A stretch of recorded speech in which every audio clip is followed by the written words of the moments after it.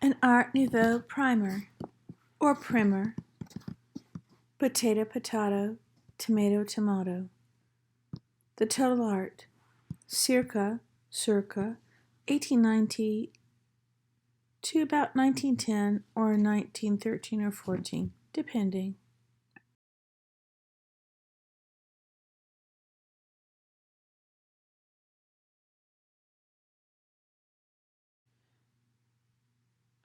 This was made by me, Jennifer Stafford Thomas.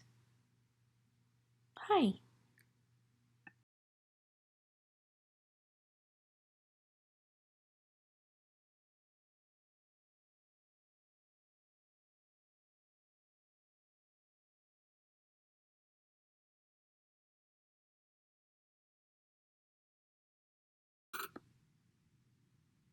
An Art Nouveau primer. The total art, circa 1890 to 1910. The Belle Epoque, or the Beautiful Age, was a total art movement. The Art Nouveau artists believed that all of the art should work together to make what they called a, quote, total work of art, end quote.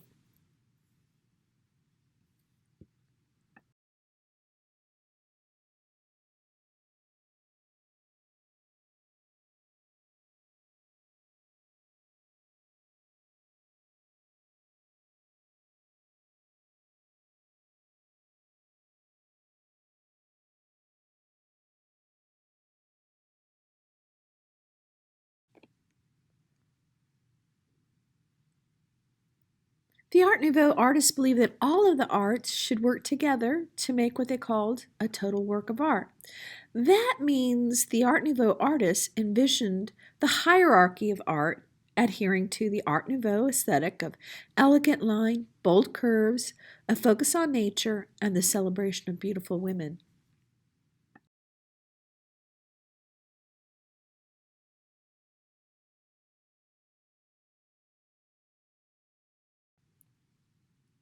So, what is the hierarchy of the arts? Well, first off, a hierarchy is, establishing rank. And there was some ranking, there probably still is ranking, and people fight about what's on top, what's on the bottom. But I'm going to give you a little bit of a lowdown on that. And the hierarchy of the arts busts into two basic categories: the fine arts and the decorative arts, or sometimes called the applied arts.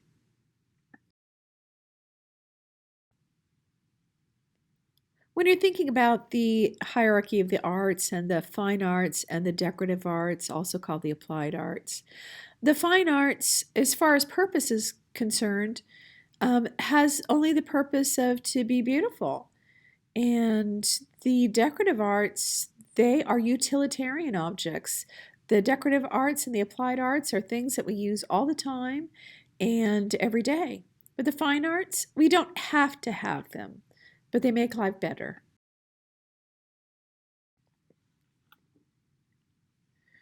The hierarchy of arts is about ranking. A hierarchy is what's on top, what's on the bottom, what's in the middle.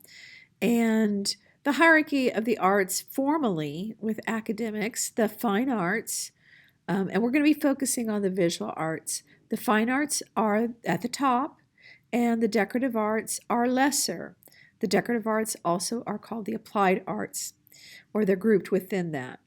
Now, there's a big difference here that's very easy to tell, and that is purpose. The decorative arts, the applied arts, metal. Well, we need metal. We do need things made out of wood, like furniture. We do need baskets, and we do need glass. We need those things. We use them every day. The fine arts, they don't have any real purpose other than to decorate, to be beautiful, to educate, to help us remember things, to make life more beautiful. And here we come back to that word, beautiful. That's all about aesthetics. It's about making life better than just living, thriving.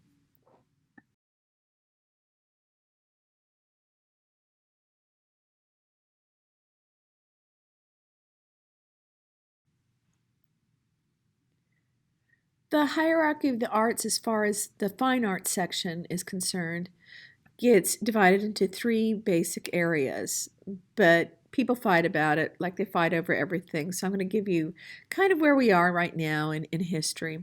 In the old days, the fine arts were considered architecture, painting, and sculpture.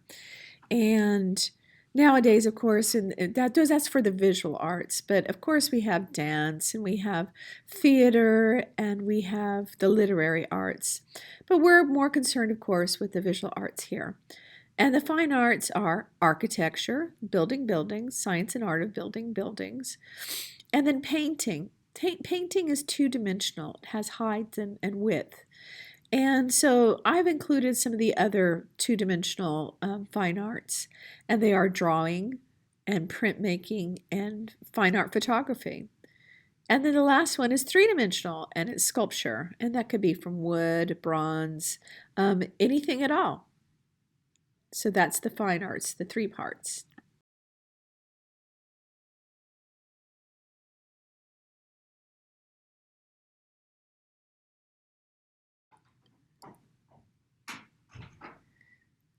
So we're talking about the Art Nouveau, the total art movement. And we have to understand the hierarchy of the arts because the Art Nouveau movement, they wanted all of the arts, the fine arts and the decorative arts or applied arts to all work together. And where there wasn't a ranking, all arts being the same. And so this complicated looking chart here that I've developed for you, don't be afraid of it. I'm going to go through it a little bit here so you can kind of see it. If you're really interested in it, you can delve more deeply into it.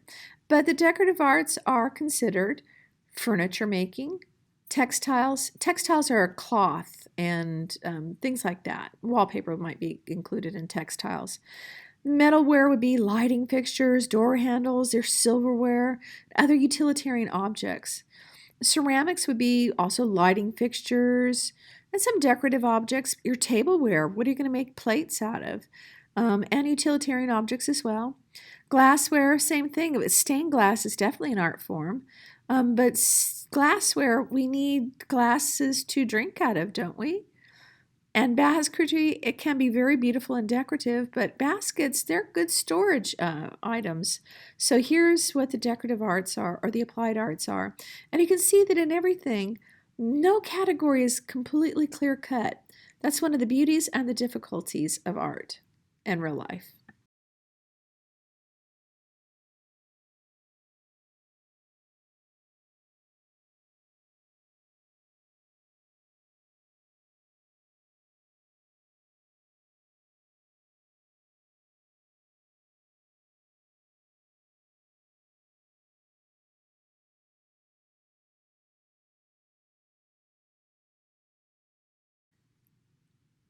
I beg your pardon about my voice because my voice is a little funky today, but if you can put up with it, I certainly can. All right, and so I've added on to the hierarchy of arts and the fine arts being on top, and the decorative arts and applied arts being subordinate. But in the Art Nouveau mind, they were all the same because it was all about art totally being surrounded by beauty at all times. And in the decorative arts, we want to include jewelry. Jewelry, it can be fine art too. Fashion design, hair ornaments, clothing, fashion, footwear. Haberdashery is hat making, and that is a science and an art. And we have, and this one here, the graphic arts. Now that's going to be a big one because we're going to be studying quite a bit about it because we're preparing to do our studio work. We're going to be acquiring skills and we're going to be doing some really nice work. And what we're going to be looking at is graphic arts. And graphic arts are like the printed advertisements, illustrations, the beautiful art posters that are going to inspire us. And the graphic arts are the arts that are involved with things that you make more than one of. Fine art, you make usually one or a very limited series. And in the graphic arts, it can be unlimited. And also in the arts, I would also include the cinema, and back then it was the silent movies. And I said on the previous film something about that there wasn't movies, and during the Art Nouveau, that was a misspeak at one point. What I meant to say was TV. They did have movies, silent movies, but they didn't have TV. Okay, now that that's cleared up, let's move on.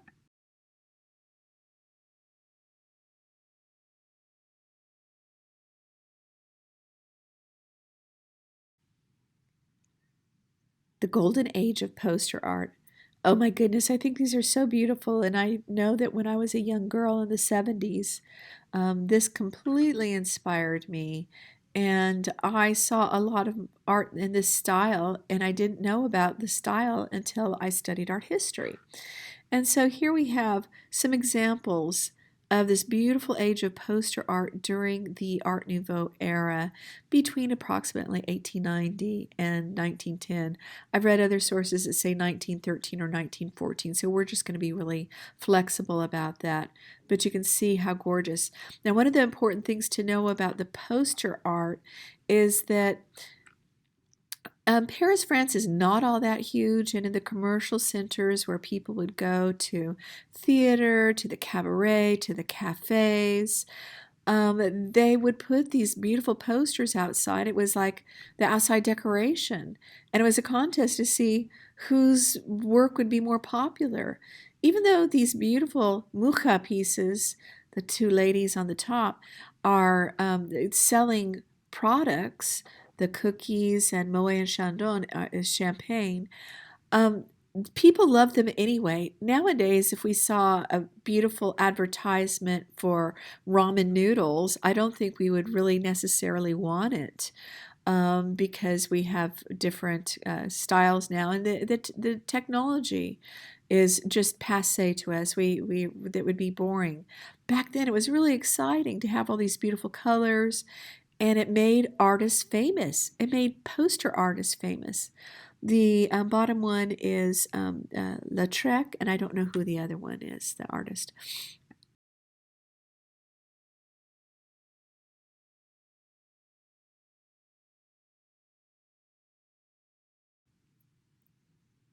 I get a kick out of these ones that are just completely for the sake of selling products.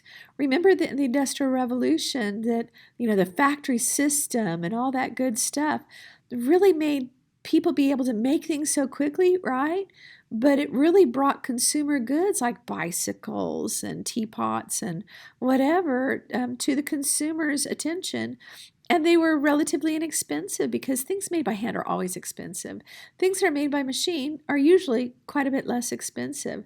So these are still beautiful and they're still Art Nouveau. They have the fluid, sinuous, moving lines that we love. And they also have these really wonderful curves in them. And they are focused on beauty. And some are better than others, when you compare this to some of the fine ones that we're going to see. But I wanted to include these because this would be every day. And I wanted you to see everything so that you can decide for yourself what is excellence. I want you to notice one on the far right that looks kind of Christmassy. I really like this one because it was for lithographic and letterpress printing inks. That would be a product that people who made posters back then in the Belle Epoque, they would have to have. And nowadays, we have different technology, but I thought that was kind of cool anyway.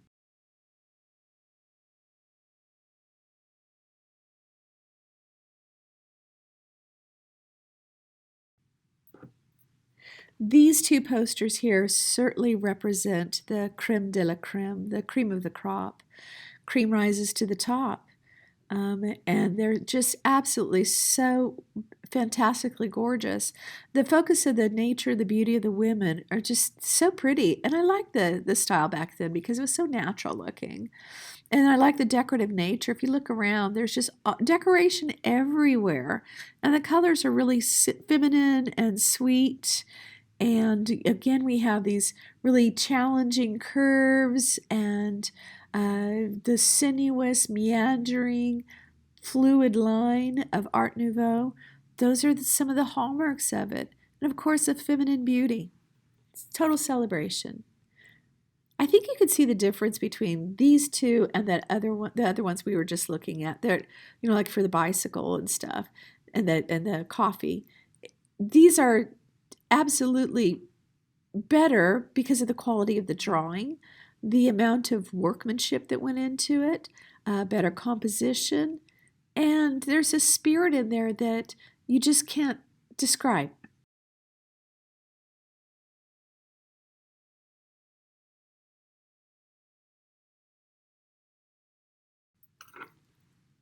I wanted to include this style of Art Nouveau as well. Because even though Mucha, with all of his curvy, curvy, curvy lines, is my absolute favorite, I do love these others. I appreciate every bit of it because I'm a real fan of what we call flat art. I like the kind of medieval, Middle Ages setting of it. It's very romantic and fairy tale. So I do like that theme, and I love the beautiful women. And beauty is in the eye of the beholder. And I love the focus on the nature. And one of the things that I wanted to talk about here is that even though the curves in these two pieces, these poster arts, they're not as dramatic as that of Mucha and some of the super fine Art Nouveau poster art. But they are there and they are movement. And one of the qualities that I like about these two pieces is that they remind me an awful lot of like stained glass windows. Stained glass windows you might have seen in a church. It's made by putting this metal called lead, and between pieces of glass it make pictures, and you can see the light coming through it, a very ancient form of art. And so that's kind of what it reminds me of, but I still think they're just absolutely lovely.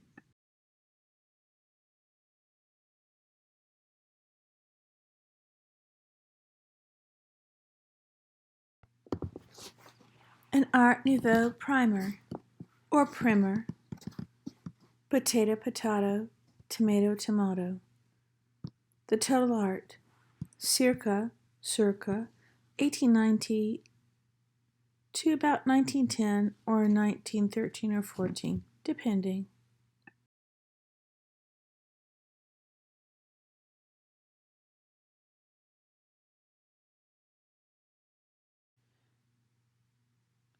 This was made by me, Jennifer Stafford Thomas.